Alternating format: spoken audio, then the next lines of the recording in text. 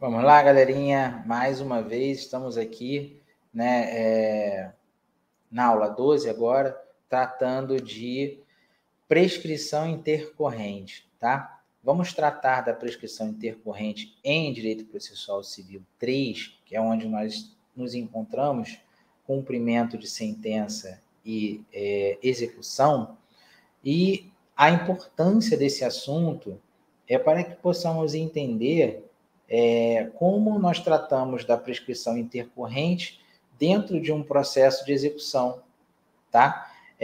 A prescrição intercorrente e as principais alterações trazidas pela Lei 14.195 de 2021. São informações recentes que é importante a gente trazer. Caso nós tivermos que apresentar um caso concreto em sala ou em prova, vamos saber operar esses embargos, essa execução, através da prescrição intercorrente da nova Lei 14.195 de 2021, que é uma lei nova. Nós estamos em 2023. Tá? A prescrição intercorrente é aquela que corre no curso do processo em razão da inércia de uma das partes. Acontece depois do ajuizamento do processo, quando ele fica paralisado por um período, que é suficiente para a ocorrência da prescrição. Então, não quer dizer que uma das partes movimente a máquina judiciária, ajuize alguma ação, é que o prazo prescricional não exista mais, pelo contrário. Se eu tenho uma prescrição intercorrente, é aquela prescrição que eu tenho o processo em andamento, porém a parte autora fica inerte, ou a parte ré fica inerte dentro da marcha processual. E lá dentro eu tenho uma prescrição intercorrente. O prazo da prescrição intercorrente é o mesmo da prescrição da pretensão. São dois tipos de prescrição diferentes. A prescrição da pretensão é aquele que inicia após o fato, termina, e aí sim a parte não ajuiza a devida ação judicial, não movimenta a máquina judiciária. Então, prescreve a pretensão do cidadão em movimentar a máquina judiciária. A prescrição intercorrente não é assim. A prescrição intercorrente é aquela que já esgotou, a parte aproveitou a pretensão, o seu direito garantido pela sua pretensão de movimentar a máquina judiciária dentro do prazo legal, então não tem prescrição, ele move a ação. Só que dentro desse processo judicial, ele não movimenta o processo, ele para. Então fica 3 anos paradinho, não anda com nada, se tem a prescrição intercorrente. E aí o processo vai arquivar e o autor ou o réu que não se manifestou dentro do prazo, ou 5 anos, dependendo do tipo da matéria, ele perde seu direito pela prescrição intercorrente. Então, a alteração da Lei 14.195 de 2021 foi a seguinte: o CPC previa a suspensão da execução pela ausência de bens penhoráveis. Com a Lei 14.195 de 2021, a suspensão ocorre quando não localizado o devedor e quando não encontrados bens penhoráveis. Veja que a ausência é diferente de não localização, tá? Então, o CPC antigo previa a suspensão da execução pela ausência de bens penhoráveis, e agora, com a Lei 14.195, a suspensão ocorre quando não localizado o devedor e quando não encontrado bens penhoráveis, tá? Então, isso pode cair na prova, porque é uma lei nova, é uma lei que alterou o Código de Processo Civil de 2015, alterou em 2021, então é muito importante sabermos esse tipo de prescrição intercorrente.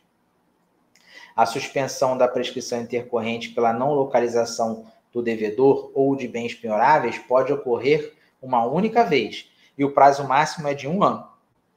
Estas limitações não eram expressas na redação original do CPC. Agora, pela lei nova, sim. A prescrição intercorrente terá início com a ciência da primeira tentativa infrutífera de localização do devedor ou de bens penhoráveis. Pela redação original do CPC, a prescrição começava a correr após o prazo de 1 ano da suspensão. Então, vamos ficar atentos ao prazo de 1 ano, tá? Redação original, artigo 921, suspende-se a execução quando o executado não possuir bens penhoráveis.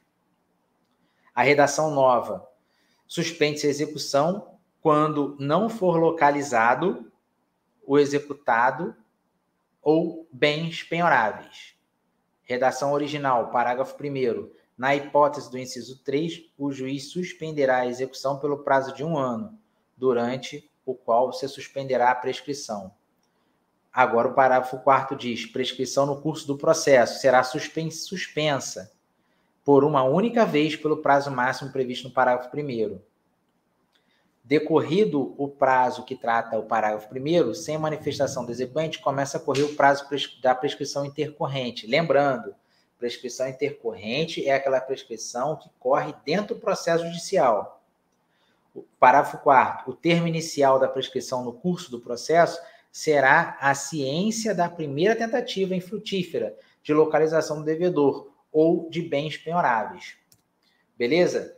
É a leitura do artigo 921, parágrafo 4º, a linha A, ou melhor, A. E para finalizar, já chegando no final, eu faço um gráfico para que possamos entender melhor o artigo 921, parágrafo 4º, que depois nós vamos ler isso com mais calma para estudar, porque essa questão sobre prescrição intercorrente fatalmente vai cair na prova de vocês, em que pese a lei nova de 2021, que traz modificações. Beleza? A prescrição intercorrente pode ser reconhecida de ofício, mas é necessária a oitiva das partes. Qualquer nulidade do processo, do procedimento do artigo 921 do CPC, só poderá ser reconhecida se demonstrado efetivo prejuízo.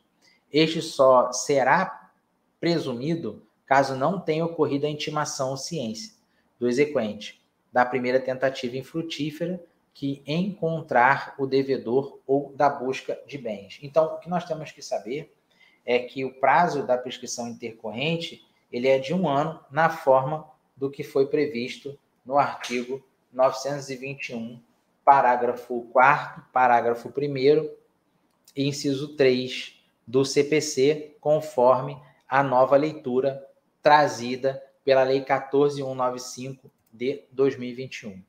Beleza? Fica para complementar a nossa parte de embargos à execução, quando nós citamos o artigo 921 lá, tá? Na aula anterior, na aula 11.